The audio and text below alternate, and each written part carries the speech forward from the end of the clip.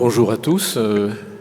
Je m'excuse de ne pas m'exprimer en italien. J'avais tenté de le faire une fois à Paris avec un succès relatif. Et donc, je préfère, avec mes excuses dans ce temple de l'art et du bon goût et de l'élégance intellectuelle et artistique italienne, de le faire en français. D'abord, merci au président Olivier Mellerio, merci à Fabrizio Romano qui, comme toujours, organise de manière merveilleuse nos rencontres. Merci Madame la sénatrice de votre présence qui nous honore, et puis merci aussi à notre hôte qui sera là cet après-midi, je crois, notre ambassadeur et ami personnel Christian Massé. J'avais prévu une petite intervention, je la ferai en plusieurs parties à mesure que les questions viendront, si le président m'y autorise. La première idée qui me vient à l'esprit, c'est que nos deux pays ont une structure de leur capitale finalement assez proche.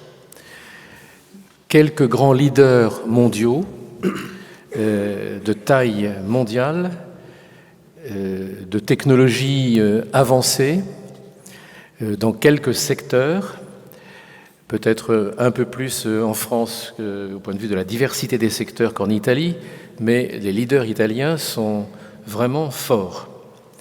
Mon expérience de ministre me rappelle quelque chose. Quand j'allais, parce que j'étais aussi ministre de l'énergie, de l'industrie et des PME, quand j'allais à l'étranger, je rencontrais toujours un ambassadeur de France qui me disait « les Italiens sont déjà passés ».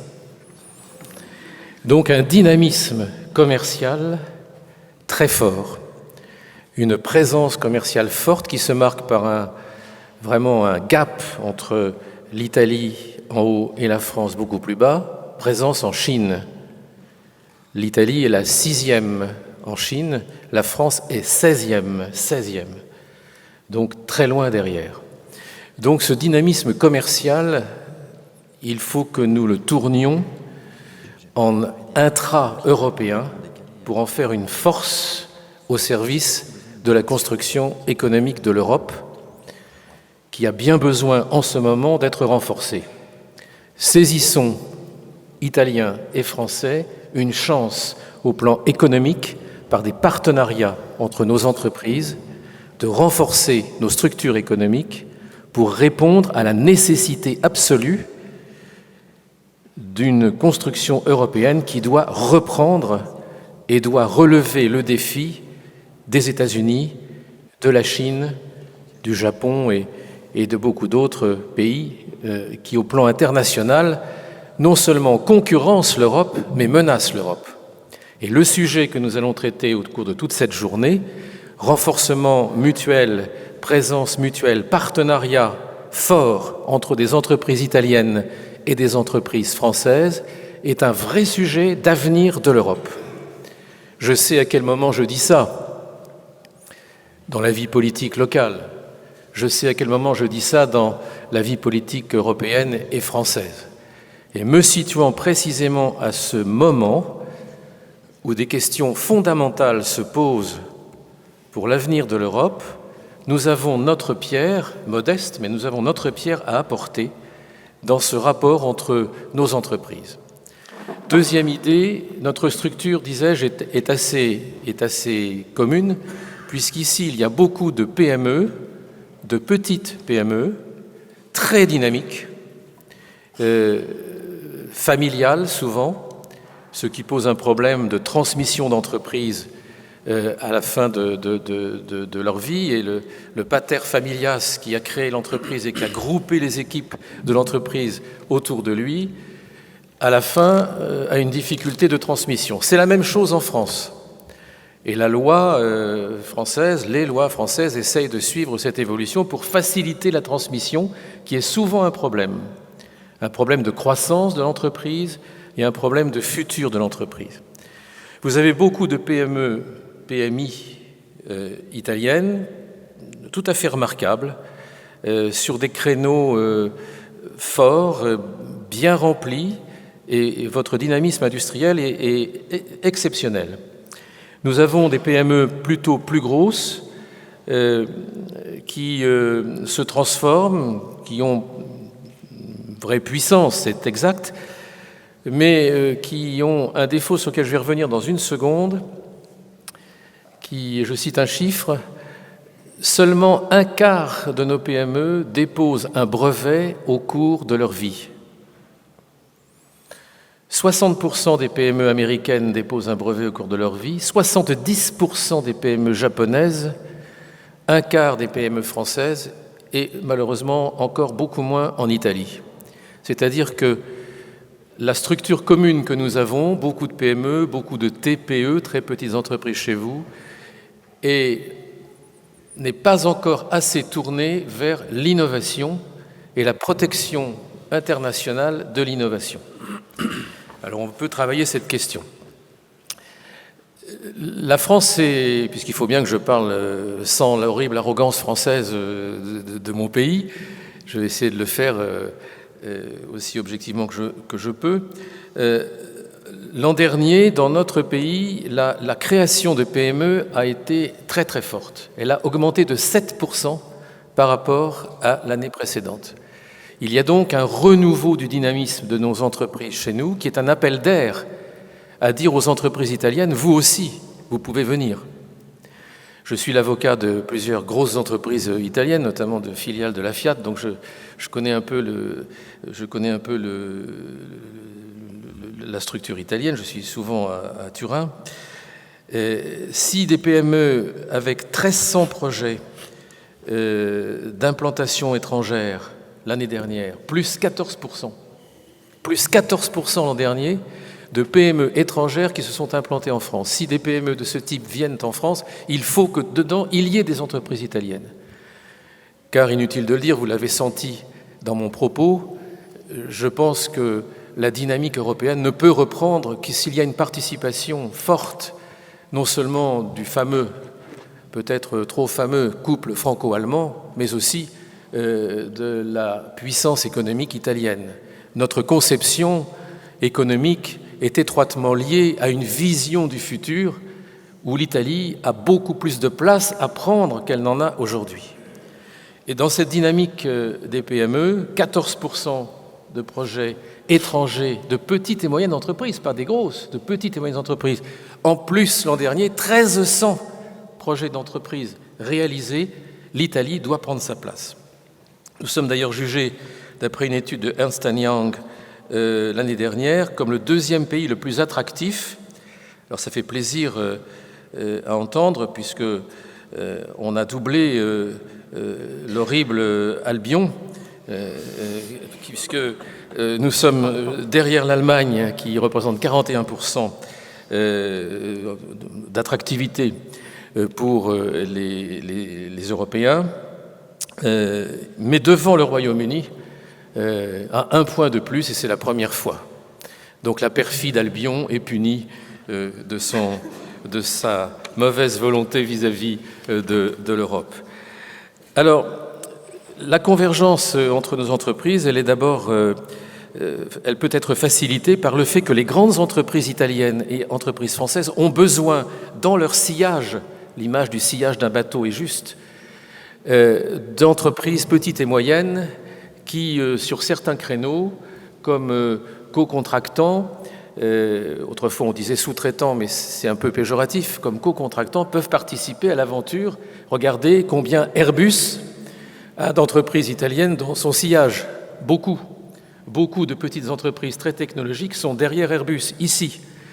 Il y a un dynamisme que les Italiens doivent saisir, c'est le dynamisme du capital investissement en France.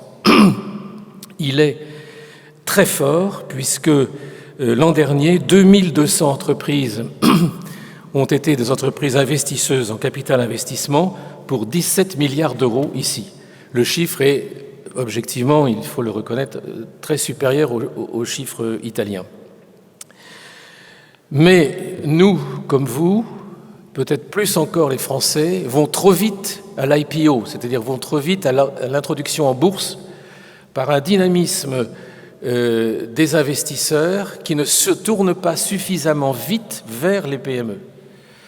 Ce besoin de trouver du capital ne se satisfait malheureusement très vite qu'en allant en bourse sur Euronext.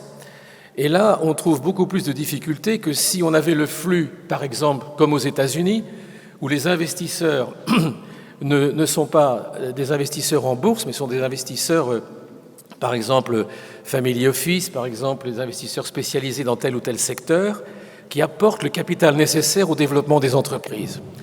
Or, les entreprises ont soif de capital. Je parle devant des banquiers, ils ne me démentiront pas. Les entreprises qui croissent, qui réussissent, ont toujours besoin de capital. Personnellement, je connais bien la situation des biotech, digital tech et medical tech. Ici, il y a le double d'entreprises de ces secteurs qu'en France. 650 entreprises appartiennent aux biotech, pour parler vite, 350 seulement en France, mais toutes, françaises comme italiennes, ont une soif de capital pour financer leurs besoins de fonds de roulement, soif de capital qui n'est en fait jamais satisfaite, jamais apaisée.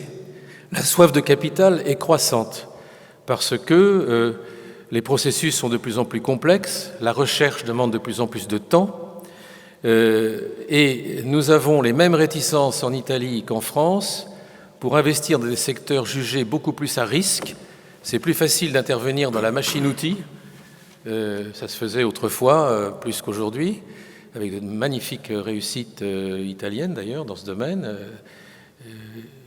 égale ou supérieure à la réussite allemande.